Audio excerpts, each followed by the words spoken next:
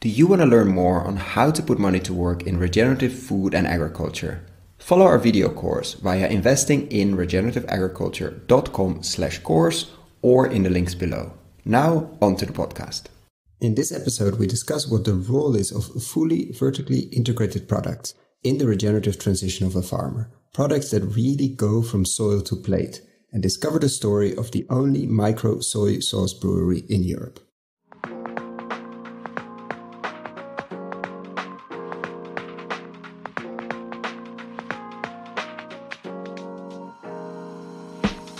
Welcome to Investing in Regenerative Agriculture and Food. This is a special dedicated series on transition finance. Why are we recording this series? Many farmers are ready to speed up their regenerative transition. They've looked for learning, done the courses, read the key books, hosted the gurus on their farms, explored farm-size regenerative designs, and most importantly, started their pilots and feedback loops. This is where transition finance is key. A local bank loan often isn't feasible because of the short duration, lack of flexibility, and the farmer's lack of collateral. Furthermore, there's a limit of how much equity a farmer is able or willing to give away. That is why my co-host, aspiring to be regenerative farmer Benedikt Bösel, and I are embarking on a journey to find out what are the key principles of transition finance for regenerative farmers. We are interviewing leading practitioners in the regenerative agriculture and food finance space. They share their insights, how they would finance the speed up of the regenerative transition on Benedikt's 1,000 hectares, which is almost 2,500 acres, farm in Germany close to Berlin. This is an open process. We are sharing our lessons through the podcast episodes as we go along. We don't have the answers yet, just a lot of questions. So please share with us any examples of transition finance you've seen, other inspiration, people to interview, etc. Get in touch via the contact page on the website, investinginregenerativeagriculture.com. That is investinginregenerativeagriculture.com.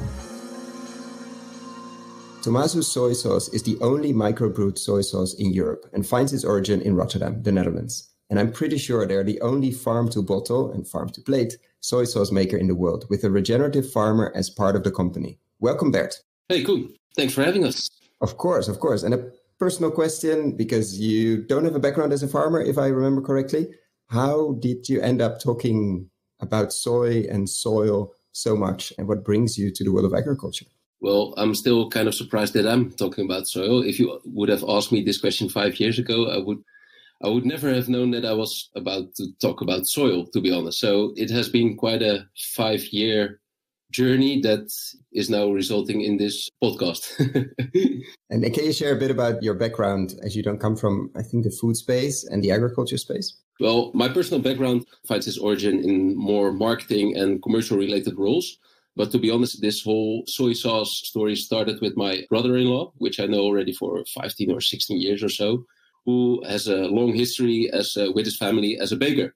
So when he visited my home, I think it was 6-7 years ago, and asked me what I thought about the idea of brewing our own soy sauce, I thought he was lunatic, to be honest.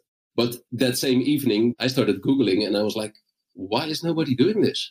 It is like the number one most used sauce in the world, obviously for Asian reasons, but it's not like what you have with vinegar or balsamico or with olive oil, that you have meters and meters wide in stores. And with soy sauce, there are just 1-2 options you can have, whilst the flavor it brings to your dish is insane. And so looking into it, it was like, why is nobody doing this? So from that moment on, that first evening, we were like, okay, if we're going to do this, we need to do this properly. And then we need to be very careful with what we have in our hands. Still very doubtful, very insecure whether this was even a good idea. But we simply started, and that's where the journey started. So, okay, how do you make it?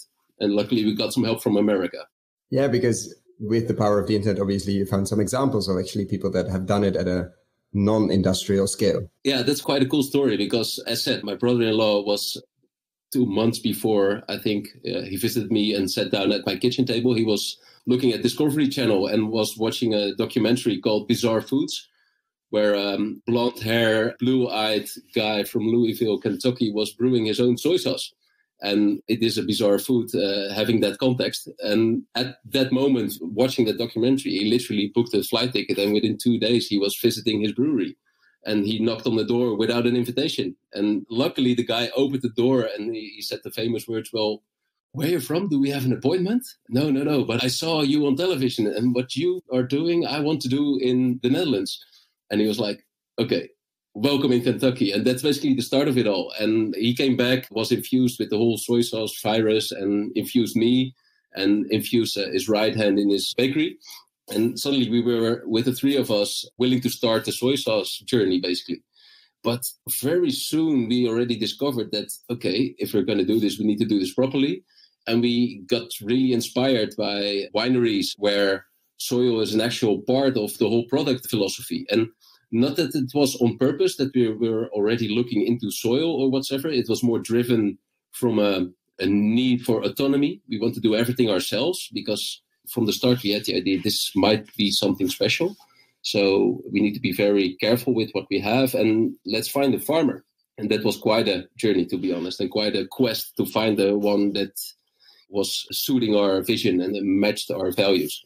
I think that's something, first of all, I got goosebumps when you told that story, because it resonates with so much experience that I have had and that I am always kind of having for some reason.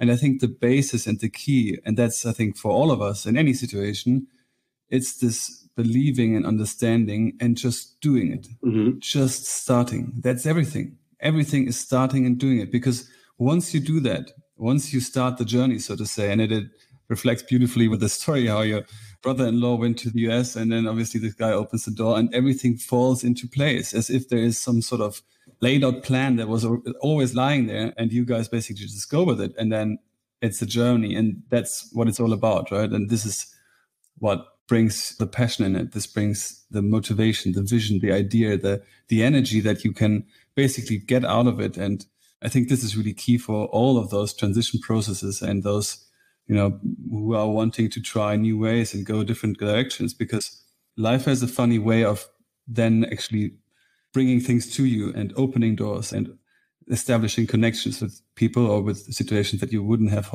thought before. So I think that's just a beautiful story. Thank you so much for sharing that. The thing is, all credit should go to him, but it turned out to become a red thread in our whole company, basically. So we don't have all the answers, to be honest, but we do have all the questions. And in order to get those answers, you simply need to do stuff. And it's about trial and error. We did a lot of stupid things along the way, lost a lot of money, lost a lot of time, but we had fun doing it and we got out better than we started. So that became some sort of a life motto, or however you want to call it, for our company, for our small group of people, basically. And we left the story at you pretty quickly found out that you wanted to keep everything in your own hands, basically be completely vertically integrated. That means you needed a farmer that farmed soy. Was that difficult, easy? Well, because I'm pretty sure there are some interesting stories also on that side on how you found a regenerative farmer at the end, because you mentioned you weren't too focused on soil, you were focused on quality. How did that happen to find your key ingredients for the sauce? It had to do a lot with luck, I think, in a sense. But for us, it all started with that search for autonomy. We wanted to do everything ourselves. So we needed a farmer. But actually, that was the basis for starting the search for a farmer. But it actually, in the end, turned out to be one of our most crucial decisions that we've made. Because for us, it's all about some sort of a relentless search for flavor, if you call it like that. And we never expected the farmer to play such a crucial role in that process. And because if you see what happens now, and that is like, let's say 5 years later, we see that chefs who are visiting our brewery, we can now also bring them to the farm. And it sounds also obvious, but apparently it's not. It's not obvious. It's also not obvious that there's a soy sauce brewery in Rotterdam, apparently. But from that brewery to the farm is like a 10-minute drive. And it's so honest in a sense that you can be very vulnerable, because at least we're trying, we know what we're doing. And the fact that you have a farm, have your own brewery, have everything under control, it allows you to be vulnerable. And as said, we don't have all the answers, but we certainly do have all the questions. And what we did create is the luxury position that we can look for the answers in our own supply chain. And that turned out to be one of our most crucial decisions that we've made. But the search for a farmer was rather difficult and even frustrating at times. Obviously, I'm going to ask, why is that? Can you elaborate a bit? Yeah, the frustration was that the question we had where we started to look for farmers, our main question was, can you grow for quality instead of quantity? And although that seems like a very positive question to a farmer, it didn't resonate. It was like, they're so programmed in a sense to focus on quantity that the whole quality aspect was not even part of the conversation. So we got kind of frustrated about it because, hey, we're offering you something. It's let's set a fixed fee for your hectare as long as you promise us that you do the best you can instead of grow the most you can. And after hearing no several times, we were like, are we stupid? What is going on here? And I remember a moment, it was again, my brother-in-law, Tomasu is his name. He was visiting some sort of a conference, small conference with a miller in the south of the Netherlands. And he got tapped on the back and, hey, maybe it's better if you stop this conversation, because it was kind of ending up being a frustrating conversation. And he was like, you should call this guy. He talks as strange as you do. And that was Jeroen, our farmer, who is now on board in our company. And basically, he got his phone number, called him, and we visited his farm. And I think within 30 to 45 minutes, this was a done deal, in a sense that, okay, we're going to do this together. And that's how it started with the farm. And obviously, that had also a lot of hiccups in the beginning, because he was talking always big quantities and we were about small tests. But over the years, we found each other better. And did Jeroen, the farmer, already grow soy? It's a very practical question, but I was just wondering, because it's not so known, I think, in at least south of Rotterdam as a soy growing area. No, I think it wasn't part of his rotation yet, but he was looking into it, and he was growing beans already, kidney beans, brown beans, whatsoever. And for us, it was together with Jeroen. That's also why it was very helpful to have a farmer on board. It was like, okay, we have this type of soil because we are located south of Rotterdam. What is the best soybean for this type of soil, in this type of climate, and for this type of product? And obviously, we didn't have the answer. So we went to the University of Wageningen and we found out that there are over 5,000 species of soybeans. And together with the professor and the university, we made a pre-selection. We narrowed it down to, let's say, 24 species, did some small test fields in, I think it was somewhere in the middle of the Netherlands. And we selected 4. Based upon nutritional value, based upon looks, to be honest. Some plants simply look better. We actually had a conversation about our ingredients instead of buying it on the market. And the fact that we had those conversations is already has so much value for our product in understanding what we are doing and what we were about to do. And also having a farmer on board, being part of that process, asking different questions, that really helped us. And I think it's now slightly more common to grow soybeans in the Netherlands as a rotational crop. But for us, it's our main ingredient. So that has a lot of benefits also for the farm. I was just wondering, basically, how do these varieties that you do choose, which are quality-wise good from nutritional value, which have a nice taste, how do they compare on average to the average soybean that is regularly being used of people that are actually looking for yield? Like the difference between the two. Do you know what I mean? I think the biggest difference, to be honest, eventually comes to the quality of the soil.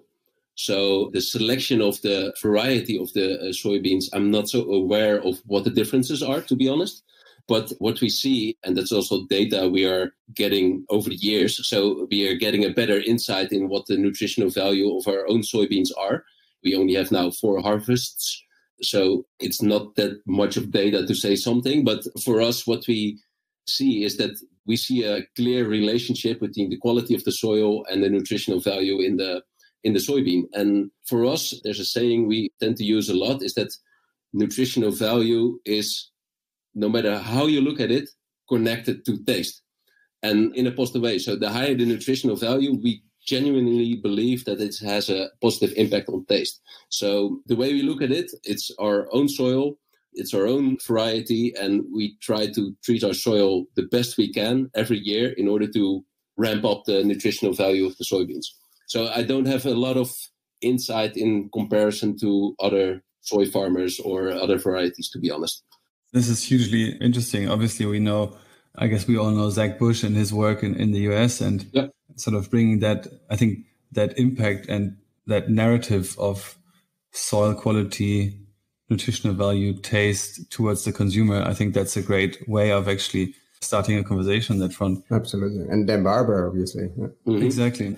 But just one thing going back, because I mean, a farmer will always ask for the financials, right? So on an acre or whatever, like, is there a margin increase that you're offering Jerome for his work and also his caretaking maybe for the soil that actually reflects basically in the margin that you offer him? Or is it not really about that? Is it also other factors? Well, we have a couple of things that we strive for. I'm not saying that we are already successful with all of them, but what we're striving for is that we are paying for quality and not quantity, as said. So meaning that he doesn't need to focus on yield, on quantity wise, he needs to focus on quality. And that could result into a situation where we give him a guaranteed fee per hectare. And that fee, he's part of the conversation, which for him is already, he's part of the company that is buying his soybeans. So there's an equal conversation. He's sitting at both tables. Right. So that already gives him the flexibility to see, okay, for this year with this level of quality, in the context that we are with both companies, this is a proper price to pay. And thus far, we didn't face any situations as we didn't manage to figure it out with the four of us. And so the main focus is to manage the risk and to spread the risk in the whole vertical chain. And comparing it to the more conventional way of doing business for a farmer is that all the risk is at his end. And spreading that risk already gives a lot of comfort on his side in a sense that will allow him to not to compromise on flower edges, not to compromise on cover crops, etc., because usually that tends to become a financial decision. And that's what we want to get out of the process. We don't want to make decisions based on financial components because, that would mean that we are losing sight of the quality of our product. And with the margins we have on soy sauce, there's some room to pay more than what he would get on the regular market. What would that mean for you, Benedikt? A guaranteed payment per hectare, not per yield? Just dreaming about it, thinking about it, would that be fundamental in shifting possibilities? Would that be a small change? Taking risk off my shoulders would be an amazing step, obviously, right? Because the thing is, Volker Engelsmann always says, how can I think green if my figures are red, right? And I think that sentence has just stuck with me because I can feel that from my heart, Most of the decisions today are only financial because we are all kind of, and I'm stuck in my system with the way we do it on the farm. I cannot change too many of the large variables, or even if I wanted to, because there's just too much risk. Like you have to earn a certain cash flow in order to be able to pay the costs that you have. And if you can't pay them, you can't start doing things that you might want to do, but come at a certain cost. So being able to take decisions that are not solely based on the financial side would basically give you the freedom to operate in a way that has maybe a strong focus on ecological side effects, has a stronger focus on, actually going ways that that will pay off in the future. But those first couple of years, I guess, or transition years would then be eased through, I guess. So having a certain fixed income per hectare on a certain area of the farm, that obviously helps you a lot because you can work with it, you can plan with it, and it's there for you to basically use in order to steer the company in a direction where you want it to be. So I think that's a great way of doing it. And especially that combination with having a company that is actually using that product also, like Jerome is involved, and that way of discussing together the price, the quantities, the way, the strategy. I think that is a model that is an incredible model, to be honest with you. I think we should understand agriculture much more in that regard, that it's not only the production of resources or food and feed. It's so much more. You can do so much more. And why shouldn't you, To follow up on that, I think it's also not that at Tomasu we are, let's say, activists who simply think farmers should get paid more. It actually brings us a lot of added value. So ever since we've started, we never spent €1 on marketing, but we drove to the farm, I think 100, maybe 200, 300 times. And the value of having conversations in between your own soybeans, if you wanted to express that in marketing value, that is insane. So it's not that we are supporting farmers or whatsoever. No, it's actually adding value to our business.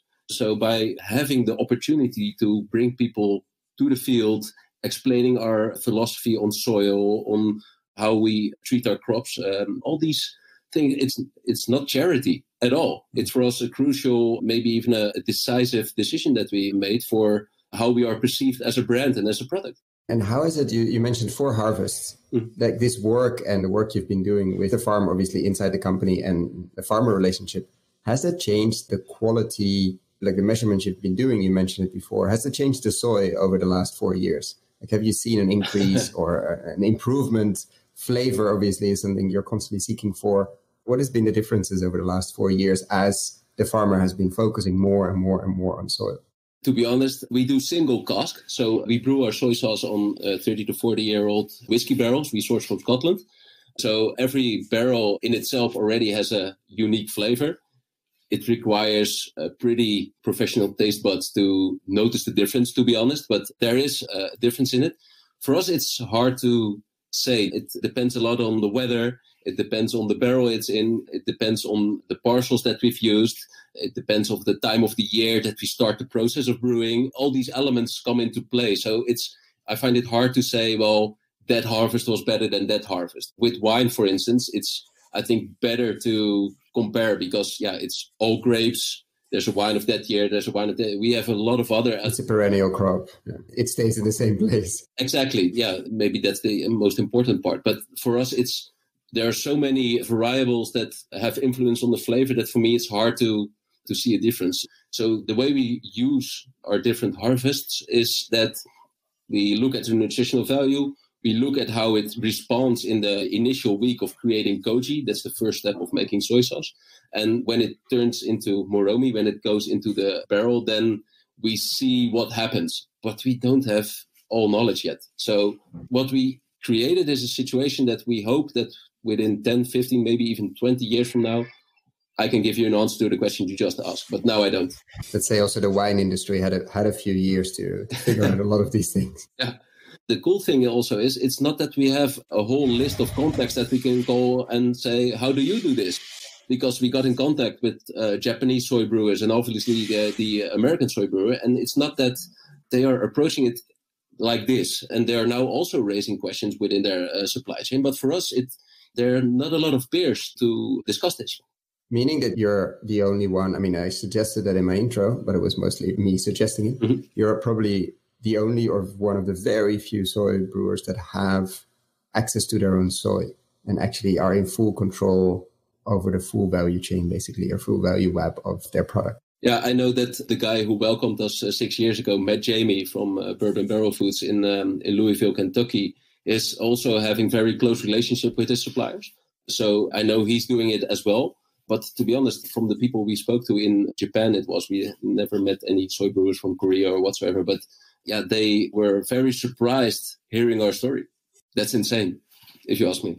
But it is what it is. Yeah, no, of course. And what would be some tips or how would you approach this with the knowledge you have? Obviously, you say we have more questions than answers. That's more or less the motto of this podcast as well. But what would be some questions you would ask any farmer? And that is, I mean, like we usually say at the intro, it's farmers that are too big for the farmers market and are probably still in a large part of the commodity markets, but are wanting to shift some pieces of the farm, some experiments, some early trials to see and to taste what could happen with different margins, guaranteed prices, quality over quantity, etc. What would be your first step as, in this case, soy sauce maker? Well, for me, is what we are very happy with now, looking back, is that we are a company or a group of 4 people. And we have a farmer, we have a former baker who now turned into a soy brewer, let's say, and we have me responsible for, let's say, visualizing the product, sharing the story, the marketing, more commercial part. And then you have my brother-in-law who is bothering everybody with his opinion, etc., etc. So he's a junior farmer, junior brewer, and junior marketeer, basically, or senior, whatever you want to call it. No, but the thing is that we are not competitors. So I trust the farmer in his profession. I trust the brewer in his profession. They trust me in my profession. And the cool thing about it is that I'm not insulted by odd or even stupid questions or critical questions at all. And everybody looks at it from their angle, and that creates a certain synergy between each part of the chain that allows us to be very good in what we do as individuals And some of it is something that, really works. So we also don't have daily contact with each other. Everybody's doing his own thing. And on a weekly basis, there's a quick catch-up, basically, and we're going full steam ahead. And if you want to do this, you need to have all disciplines in place, because if you need to do this all by yourself, it's going to be a nightmare, to be honest. And so that's one thing. And the second thing is simply try a lot, do a lot, and see where you end up. And because the biggest asset we have is our knowledge, and the knowledge about our product. So by raising a lot of questions and trying and testing and doing stupid stuff, I just got a text from Jeroen that he's testing rice, and we don't know where we're going to use it for, but it turns out to be a good crop in a rotation for whatever kind of other crop. And okay, we're trying, and maybe it raises a lot of more questions, but it will certainly also give a lot of answers. And that's also the joy of it, that we keep on experimenting. And to be able to do so, you need to have a diverse group of people with different backgrounds. I was just wanting to find those 4 people. This is basically what makes the sauce. Yeah. I mean, it's an incredible journey to find the right people to do this with. In my experience, it takes quite a long time to get to know people on a level that you do know if they are the right people. Mm-hmm. So maybe you were lucky, or maybe it was an interesting coincidence. But I'd be interested to hear maybe some of your personal story as well, that if this is, so to say, one of many and this one worked, or if have you got an opinion on that? Because for me as a farmer, and I mean, this is a model that we do. We lease land to a couple that is doing a market garden. We work with different corporates here on the estate. We have always between 5 and 10 interns. We have people around all the time. And I try to be obviously including, but I mean, I do look at the people, or I try to look at the people very carefully, because if you have so many people, and especially if they're young and, there's many things happening, then it's important to find the right people. And so I think that's such a crucial point. So if you have some more to share how you actually found them and which experience maybe you made as well, maybe there's even a line of communication between the 4 of you. I think that would be really interesting to know as well. Well, also there was a lot of luck in play, that we knew some people already, but looking back at it, I think it was, for all of us, it feels very logical that we are now where we are, but it was never planned. But we have 2 sides of the story. One was the lucky part, where I turned out to be a brother-in-law who was making his profession in more marketing, commercial related area. So that was something my brother-in-law didn't have. So that was a good mix. That was just luck. He had a baker who turned out to be very creative and willing to dive deep into the world of soy. So that was the lucky part. The other part was, the story I just told about finding a farmer. That was perseverance. It was really struggling to find, and all the conversations we had were about values, not so much about skill set, or not so much about money, or nothing at all. It was, how do you look at the world? Okay, we're on the same page. And that immediately led to a connection that, okay, if we are agreeing on this dot on the horizon, then we can start, and then we'll see where it ends. And so there's no blueprint or whatsoever. But if you want to have some sort of control, I think for this type of process, it's just meeting a lot of people, making sure that you're always open and vulnerable and asking the right questions, to be honest. But there's no blueprint, to be honest. No, unfortunately, whenever we speak about land use, there's never any blueprints around, right? So it would make life so much easier, unfortunately. Yeah. I think the value part is very interesting, and not necessarily on the skill part, but because a lot of that you can learn. I had a discussion yesterday of somebody was hiring someone, or is hiring someone. Maybe they already did as we're recording this. And we try to focus as much as possible on, okay, are the values, and are the main value was connecting with other people of different types, so large corporates, farmers, etc. And everything else, and maybe he or she didn't know too much about Regen Ag yet, but that you can learn if you're interested enough and you are able to connect with people from different backgrounds, then you can also learn about Regen Ag. And that's not the most impossible thing. If you're going to be the best farmer ever, but that wasn't the role. So I think that value connection is absolutely crucial. Yeah, and for us, when we started, we never heard about regenerative agriculture. Never. And now it's part of every conversation I have. That's 5 years, right? That's like nothing in a... Yeah, it's 5 years. But also, in the first conversations we've had with Jeroen, it was about building soils, and soil is important, but not even the term regenerative agriculture was there. But the fact that, okay, we're going for quality instead of quantity, that was basically it. And that was the common value that we've shared. And from that point on, it took off. And where is Tomasu now? Actually, I'll link it obviously below for anybody. I think you ship all over Europe. So anybody in Europe definitely get some bottles. I tasted it. It's very good. Where is Tomasu now 5 years, 4 harvests later? I mean, obviously it's a slow process. It takes, I think, 2 years to brew. And what is the company? We're in a crazy time. We're recording this as everybody is still in lockdown. Can you give us a bit of a lay of the land where Tomasu is? To give a little bit of context, I think what is crucial to understand is that it took us 4 years to come up with a product that was actually able to be sold. So when we started, it took us 4 years. So a lot of investment was required, especially time, obviously, but also money. And we were, again, lucky that we had 2 companies on board that could help us with that transition period. But it also made us fully focused on DIY. Everything we did was a do-it-yourself mentality because, for instance, a soy sauce press, you can't find one on Amazon or it's not there. So we need to build it ourselves and with limited resources. And that is still part of our DNA in the sense that everything we do is about managing costs, keeping them as low as possible because it took us 4 years to have our first sale. And that first sale, our launch strategy, it's also good to keep in mind that when we started, we thought, let's brew it for a year. So the fermentation process, let's take a year for that. That sounded quite intellectual. So the 4 seasons, we all have seen some documentaries in which the Japanese would talk about seasons and whatsoever. And so that's how we started. But then after a year, Thomas and Pete were looking into the barrels and there was still so much fermentation going on that we were like, well, why should we stop? We basically said it to ourselves. So it could also easily, let's stop on when the fermentation stops, when nature gives us the signal that it is done, let's say. And the only downside was that it took us 2.5 years. So that immediately led to another 1.5 years of no sales.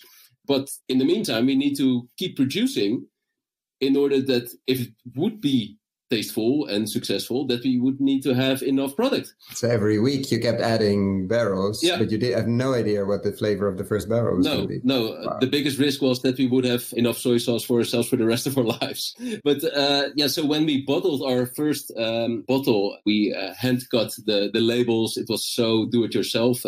At the time, it was, I think, Christmas 2017. And our launch strategy, if you can call it strategy, was, okay, everybody of the team gets 10 to 15 bottles, nice box, and we give it to friends and family. And that was on the day before Christmas, the 24th. We gave it to our friends, and I was sitting together with, obviously, my brother-in-law with Christmas, and we had an Instagram account with 7 followers, of which our family was 6 of them, basically. But then we got tagged by a 2 Michelin star chef who was very impressed, and we were like, who is this? And how did he get the bottle, or she? Yeah, that was a friend of us gave the gift to him. So that tells also a little bit about who he is, that he gives gifts he got himself. But that's a different story. But it's recycling gifts. It can go the other way around. Yeah, exactly. Yeah. But this friend wanted to help the company and he gave it to a Michelin chef. Yeah, it turned out very well for us. And that having a guy cooking on that level saying that about our soy sauce 2 days after we carefully told it to our friends and family, that was like, that launched us. So the year following, that is also maybe the thing that it's a frustration for both the farmer as well as the baker. My brother-in-law, who they are part of a system that's all about pushing. So they need to push their products in. It's all about cost efficiency, skill, all these rational way of looking at your business. And so a dream for both of them is creating a certain product that has a pull mechanism in it. And we have a saying in Dutch that say, bellen of gebeld worden makes quite a difference. And it means you either start calling or you answer calls. And for us, as soon as the chef posted it on Instagram, it's only about answering calls for us. So it's a super lucky, luxurious position that we're in. And your question was, it's again a long answer, I realize, but your question was where you are now. Yeah, for us, it's now, we're now 2 years and 4 months in business, let's say. And the growth is insane. It's We have doubled our production, I think, a year ago, but that is to prepare for potential sales that we will have in 2.5 years from now. So it's a quite difficult balance of, are we actually believing it's happening versus aren't we overreacting, whilst we still need to do a lot of the things ourselves, because it's not that money is flowing in. We're still not making profit in a sense, but with the margins we have in the vertical chain, we are getting closer with every month. And related to the current situation we're in now, it's also a question you think asked is, obviously all restaurants are closed at the moment in our main market, the Netherlands, obviously, and they take, I think, 50 to 60, maybe even a bit higher percent of our turnover. So that's quite a big hit for our company, although online and people cooking at home is compensating a lot of that loss of revenue, to be honest. And again, we are lucky with our product because we can slow down the production a little bit, and we can compensate it in the coming months again. So I realize I mentioned a lot of luck in this. I think it's good. I think in the world of entrepreneurship and the world of stories, it seems always like such a logical path that the hero or the heroes took. And it's not. And I'm always very happy when somebody said, actually, most of my success comes from pure luck, which I think is absolutely true. But it's very difficult for people to admit that, because usually when somebody's right, obviously it was their decision. When somebody's wrong, it was bad luck, which cannot happen in the same system. But no, I agree.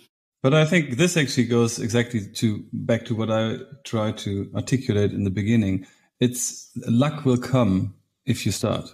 You just have to do it. And if you do, then luck will come your way. I think there's really this kind of energy out there. For sure, it doesn't come if you don't start. I think that's the main, if you didn't take the flight to Kentucky, your brother-in-law, if you didn't, most people have an idea. I'm imagining many people had the idea of making soy sauce. Would it be possible to make soy sauce in France, et cetera, et cetera?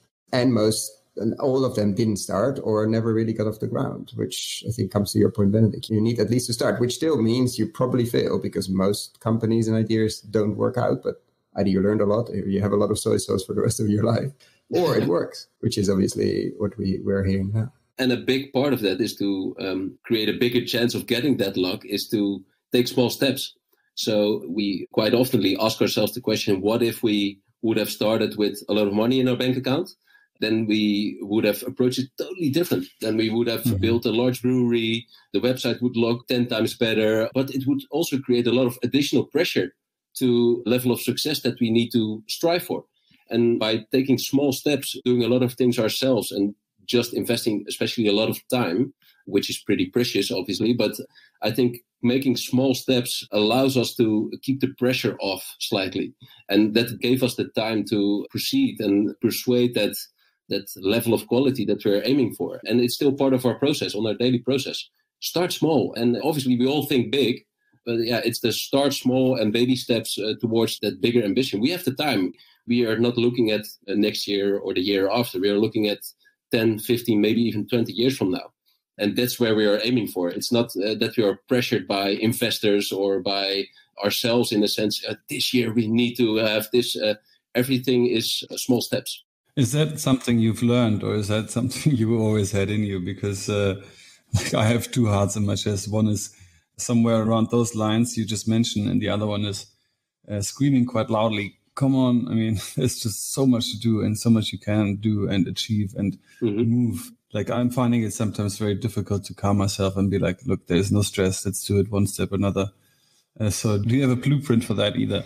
To be totally honest with you, these are the most difficult conversations we have between me and Thomas, but also with Jeroen, because it's not easy, but it's the bridge between what we can do today based upon the financial possibilities that we have, based upon the team that we have, versus what we have in the pipeline as far as ideas, concepts, products, all the other stuff is concerned. That gap is insanely big with us. Because soy sauce is not the only product that we're going to launch. There are a lot of other products that we are aiming to launch in the same way like we did with the soy sauce. But it's a constant balance, finding a balance between, okay, we get a lot of opportunities. We see a lot of opportunities, especially the last thing, we see a lot of opportunity.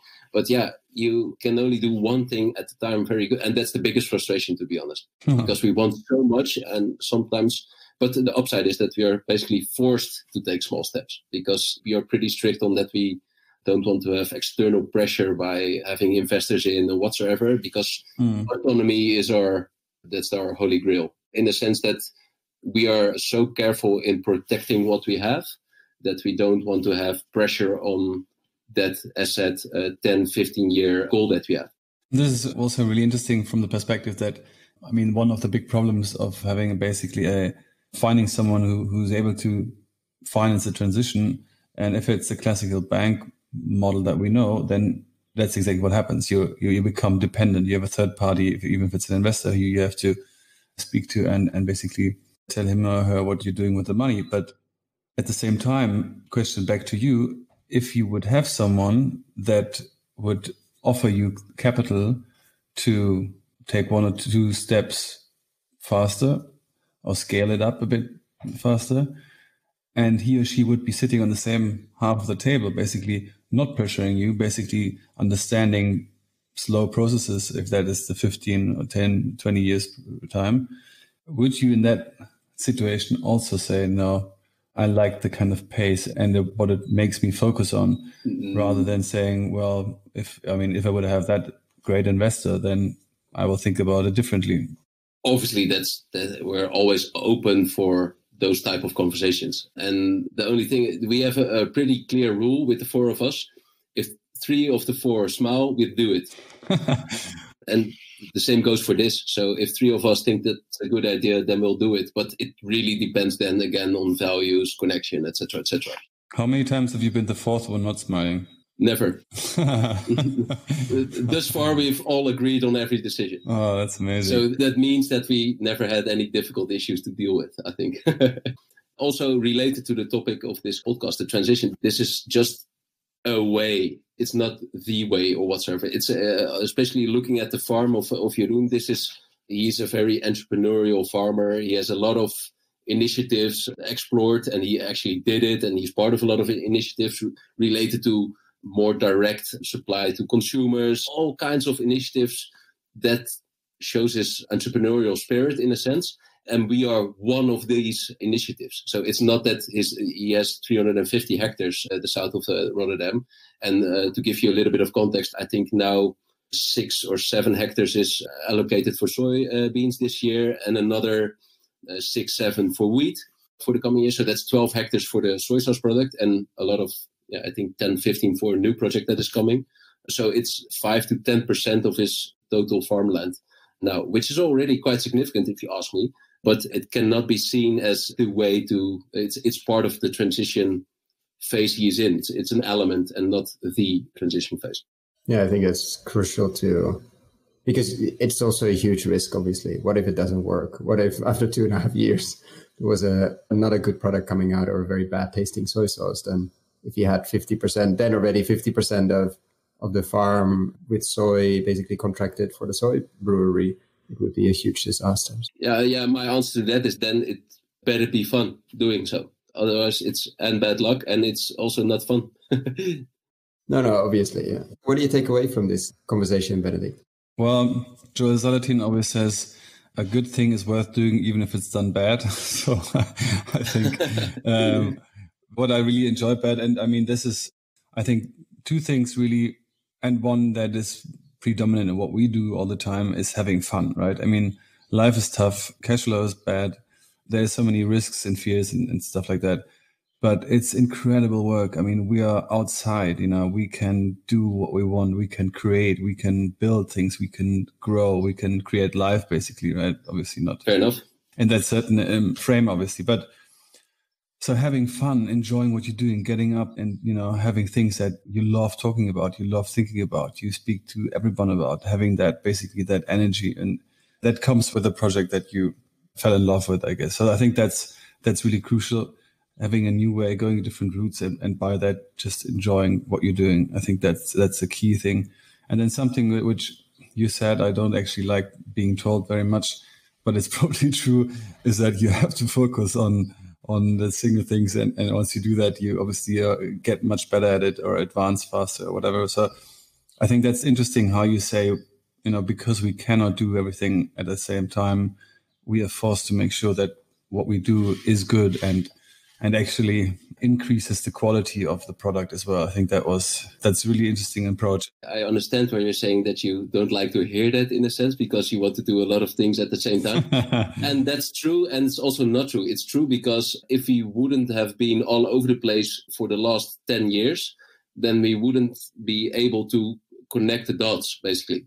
So the fact that Jeroen was doing shorter supply chains, the fact that I was working in a more commercial environment, the fact that my brother-in-law did a lot of other different initiatives with gluten-free bakery, it all gave us the fuel to be able to do what we... And now we still are all over the place, but the daily operation should not be influenced by us talking about conquering the world and dreaming of whatever we can dream of. So there's a very thin line between the dreams and the ambition, etc., versus, okay, this is the reality of today. And those are the most tough conversations. I totally agree with you.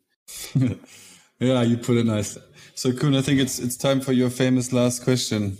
Yeah, I mean, no, actually, I do have one. Where do you see, I mean, we're in crazy times, so predicting is very, very difficult. But you say you have a 15, 20-year vision. What is that 15, 20-year vision? I don't want to ask what do you see yourself in a year, because we have no clue. But what is that long-term for Tomasu, for the larger company? You mentioned you're going to launch other products. Obviously, you cannot mention many of those. But what is that long-term 15, 20-year vision? Well, Tomasu is, for us, a brand. So a brand with products related to soy sauce, obviously. The company we're involved with is called BoerBakkerBert. And that is Boer, farmer, Jeroen, Bakker, Thomas and Piet, and Bert, my name. So the four of us represent, let's say, a vertical food chain. And Tomasu is our first brand, our first collection of products. And the way we look at it is that, okay, if we have this up and running, which still is not the case, then why not, based upon the same philosophy, we grab another product that is already there for centuries, like soy sauce, and we approach it the same way. And inspired by wine, and with the learnings we have in the blueprint we have from Tomasu, we create a new brand with a new product. And you can think of a beer, a bread, a liquor, whatsoever, but products that have proven themselves over the years, and do it our way. And our way is not rocket science. It's just doing it the way we are able to do it, by having our own fields, our own crops, our own processes. And so if you ask me 10, 15 years from now, we hopefully have, let's say, 4 or 5 categories, all supported by the farm, with an experience center on the farm where, the whole philosophy and the vision is shared, that we can show our soil, that we can maybe even, I find it hard to use the word, but maybe even have an inspiring role, in the sense that we can educate on how a food system should be working, according to us, to be very humble. But we want to open our doors. And those are things, talking about ambitions, that we are trying to do so. We are trying to open our doors as much as possible. Whoever, whenever, if you want to visit us, you're always welcome, in the sense that if you can show it, people will believe it. We're never going to tell them that we have the truth, the monopoly for the truth. But for us, it's like the least we can do is show it. So 10, 15 years from now, I can invite the two of you on our farm with our restaurant, where we're eating bread grown 15 yards from where we were sitting, basically. I think that's a great vision to end up. I want to thank you so much, Bert, for taking the time, and obviously thank Benedikt for taking the time and being on it. Thank you, guys. I think it was interesting, tasty. I almost got hungry, and very informative, as we don't have, I'm thinking of how many product-focused discussions I've had in general on the podcast, and for sure in this series we haven't. So thank you so much for explaining a bit more on how to go from soil to bottle and then to plate. Thank you. Thank you for listening to this episode, which is part of the Transition Finance series, trying to find appropriate transition finance to speed up regenerative agriculture on farms. For feedback, ideas, suggestions, please contact us through Twitter or via the contact page on the website, investinginregenerativeagriculture.com. Please share this episode with a friend and give us a 5-star rating, which really helps others to find the podcast. All the episodes of the series can be found on the website and in your podcast app. Thank you, and see you next time.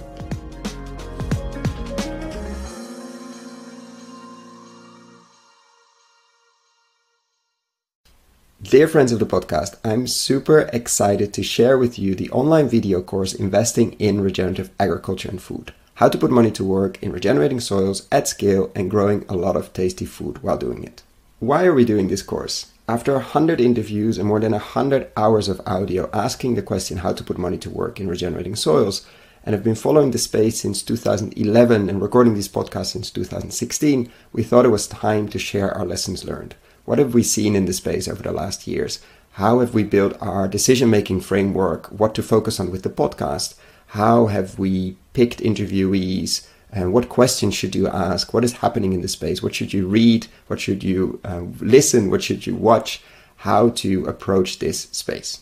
For whom is this course? You, the soil builders and investors in this space. The soil builders, people working in this space, entrepreneurial farmers, fund managers, vehicle builders, crowd investing, platform builders, ag-tech companies, farm-to-gut food companies, permaculture, keyline designers, holistic management consultants, etc., etc. People that are building soil at scale. And the investors who are putting their own money to work through their family office or as private individuals, or people who are putting other people's money to work through foundations, institutional capital, banks, insurance companies, etc. Is this course free? No. This is pay what you think it's worth.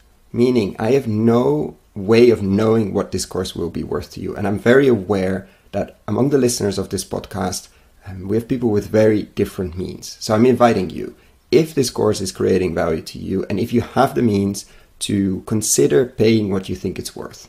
Thank you. So what is this course? It's currently a series of 17 videos, mostly ranging from 10 to 15 minutes, plus PDF slides, so you don't have to ride along. We're gonna look into why invest in regenerative agriculture and why extractive agriculture is so risky, how to invest, what kind of frameworks you could and I think should build, what to invest in, what kind of co-investors you could find, or what kind of investors you could find if you're a soil builder. Every lesson will have a digging deeper part where I will share what kind of reports, what kind of interviews, what kind of videos you can look into if you want to dig deeper. We're going to look at nutrient density, landscape design, and a lot more. So what is it not? It's not a list of investable deals. Unfortunately, that doesn't exist in this world. We're really at the beginning of the regenerative agriculture and food revolution.